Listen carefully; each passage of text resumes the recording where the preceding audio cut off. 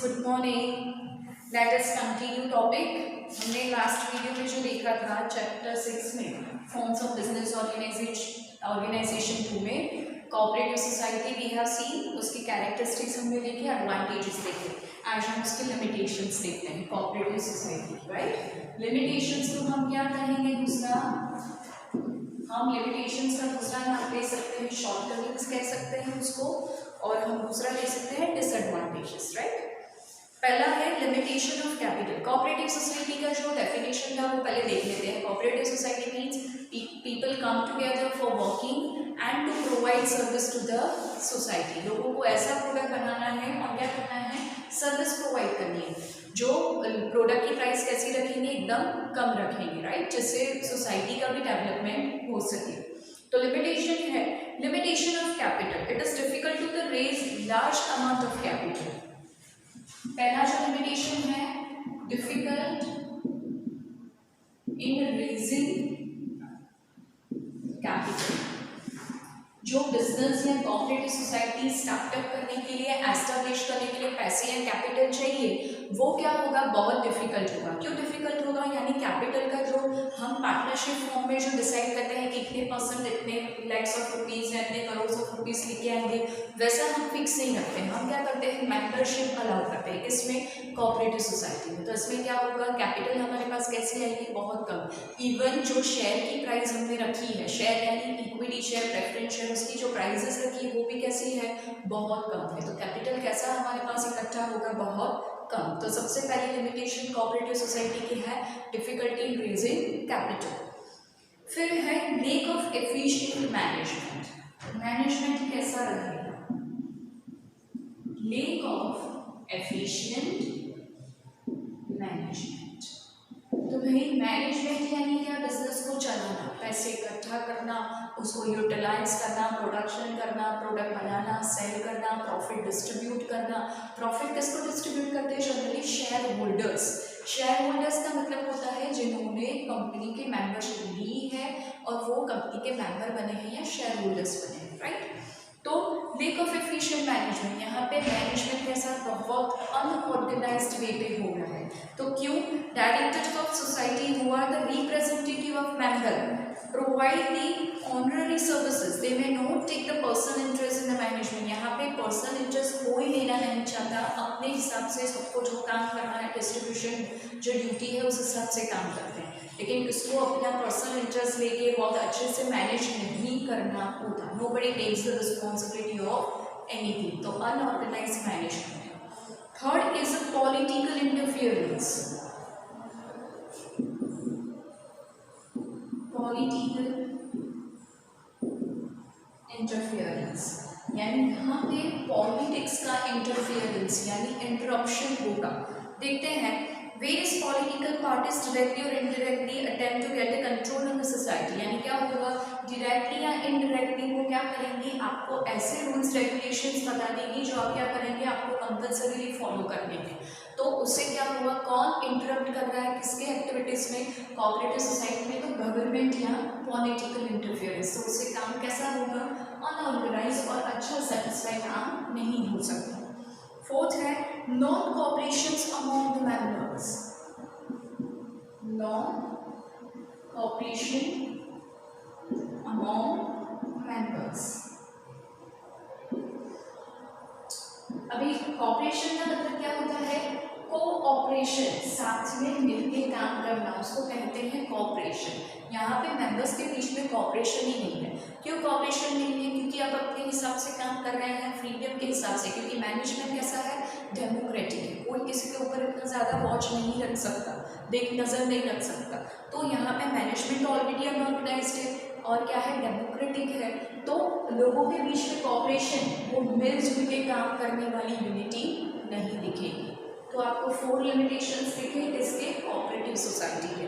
उसके बाद का जो आज का टॉपिक हमारा है joint stock company.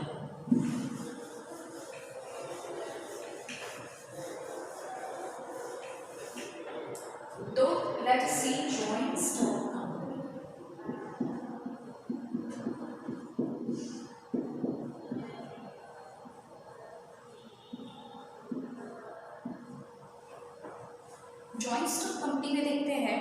Large scale production in anticipation of demand started after the Industrial Revolution.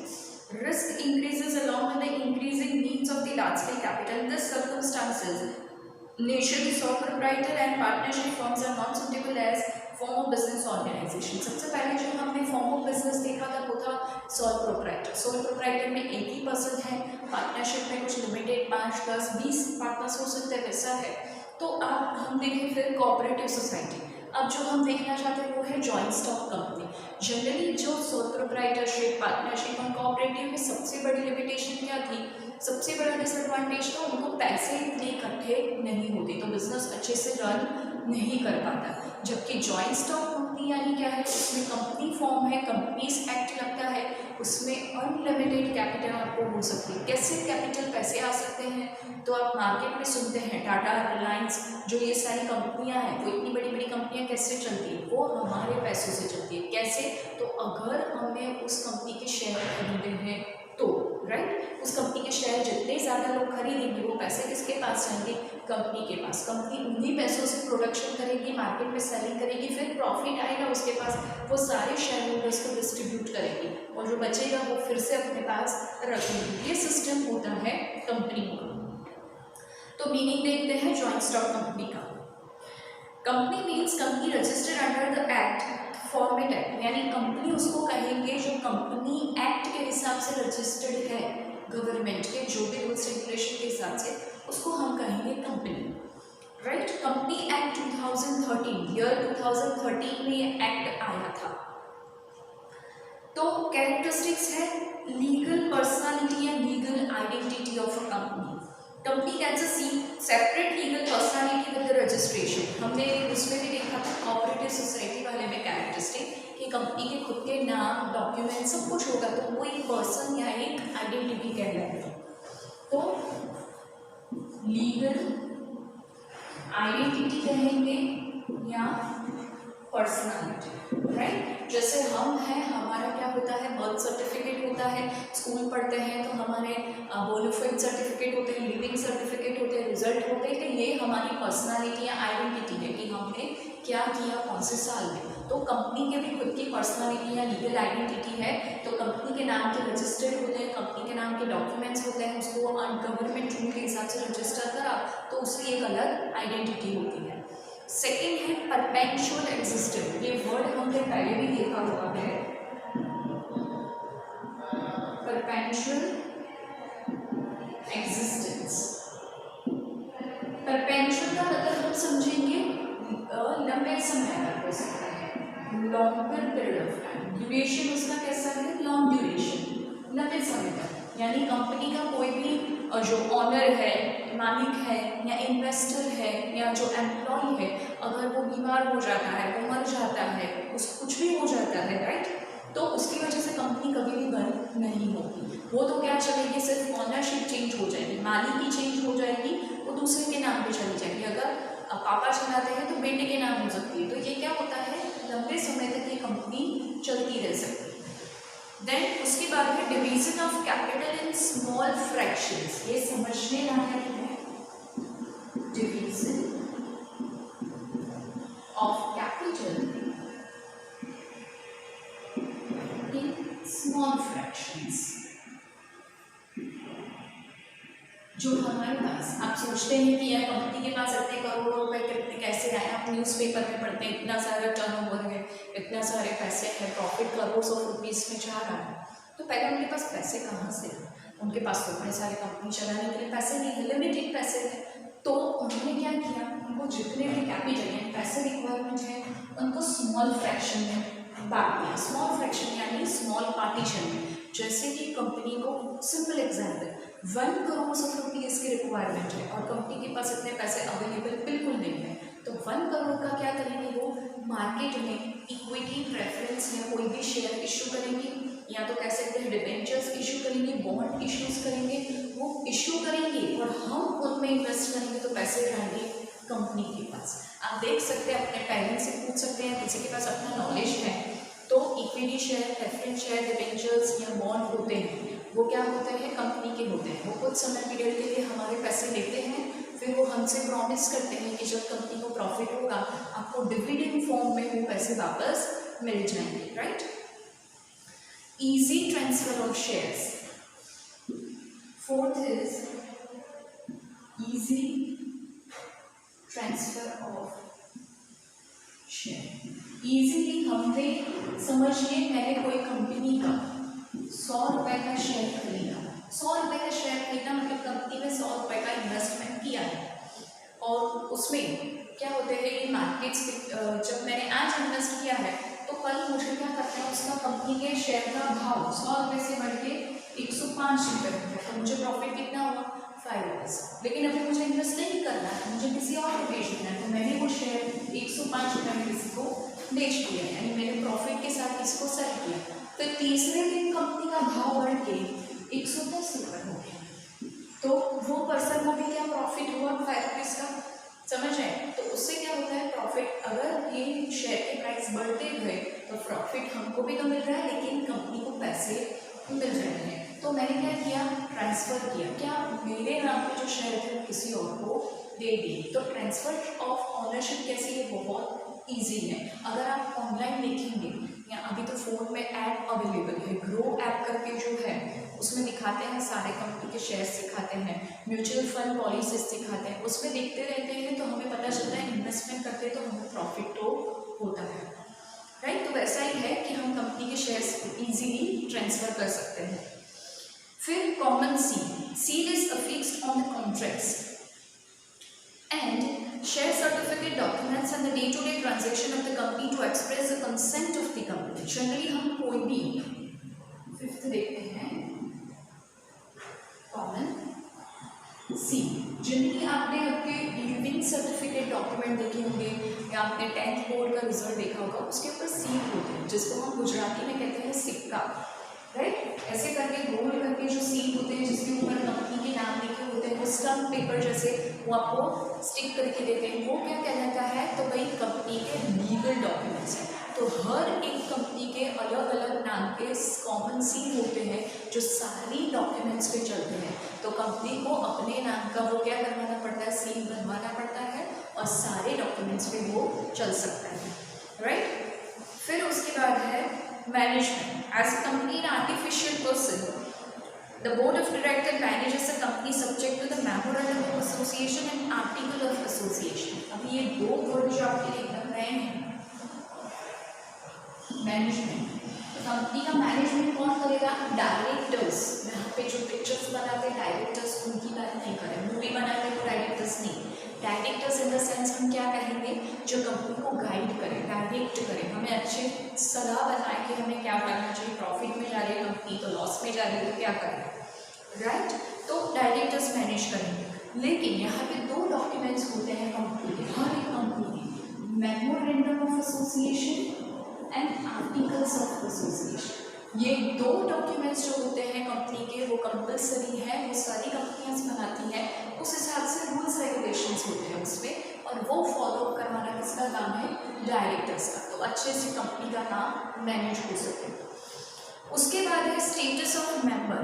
Neither a member can enter into the contract on behalf of company nor a company B liable for the act of members and as management ownership are separate and also the company has separate legal entities. Status of member,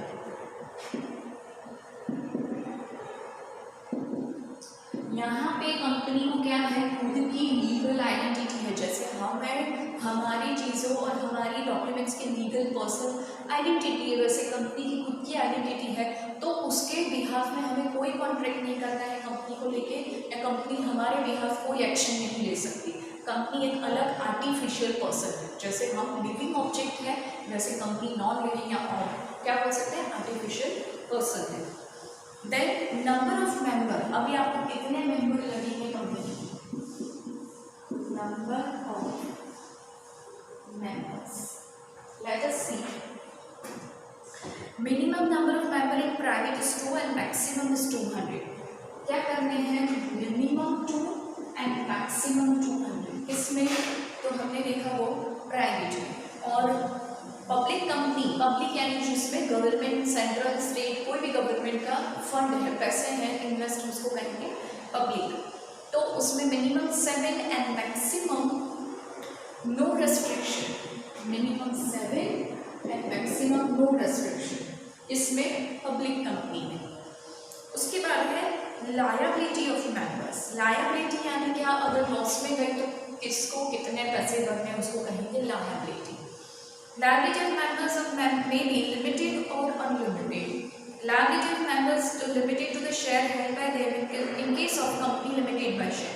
आपने generally company के नाम पढ़े हैं, right? Company के नाम के पीछे आपने कई बार ऐसा पढ़ा होगा प्राइवेट PVT यानी प्राइवेट लिमिटेड। यहाँ पे अगर आपको मेंबर्स बनना है, शेयर में इन्वेस्टमेंट करना है, तो आपकी लायबिलिटी कैसी है, लिमिटेड है। जितने नंबर ऑफ शेयर है, जैसे कि मैंने अगर आज टाटा को एक शेयर खरीदा 100 रुपये, बहुत मैंने 100 रुपये का, और कंपनी लॉस में जा रही है तो मुझे मेरे 100 रुपये भूल जाने हैं, वो क्या है, मेरी लिमिटेड लायबिलिटी। लेकिन अगर कोई कंपनी लिमिटेड वर्ड यूज नहीं करती है, राइट, पब्लिक कंपनी या फिर प्राइवेट कंपनी ऐसा लिखती है, तो कह सकते हैं कि उसमें आपकी लायबिलिटी अनलिमिटेड, राइट। उसमें नहीं पता आपको कि लायबिलिटी कितनी पे करनी पड़ेगी, तो it is dependent on the even company. फिर है fundamentals right. Company gets a separate legal identity entity by law. Company is not a citizen of a country, hence company has no fundamental right as enjoyed by the citizen। fundamentals right,